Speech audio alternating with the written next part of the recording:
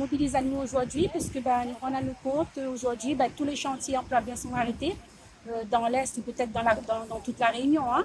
Depuis en début d'année, un quota a été attribué aux emplois verts à la région.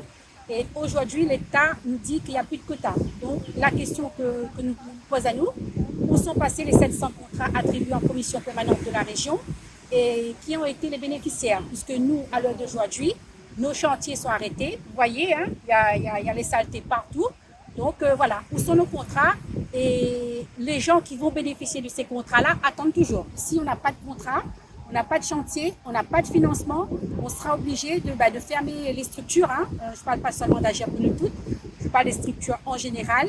Et aussi, il y a des CDI à l'association qui vont être licenciés. Des personnes de plus au chômage que normalement ne devraient plus exister aujourd'hui. On a été reçus à la sous-préfecture de Saint-Benoît et ils nous disent aujourd'hui que les quotas ont été restreints, que 10 000 contrats ont été attribués à la Réunion et 7 700 contrats ont été attribués aux communes. Donc le reste, c'était pour les associations.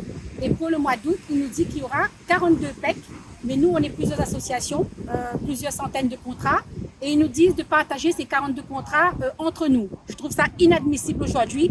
On est dans la précarité et on repartage la précarité. Pour moi, c'est inadmissible. On demande une table ronde aux partenaires, nous, avec les partenaires, la région, le préfet, et qu'ils nous disent qu'est-ce qui se passe, parce que nous, on est au milieu et on ne comprend plus rien.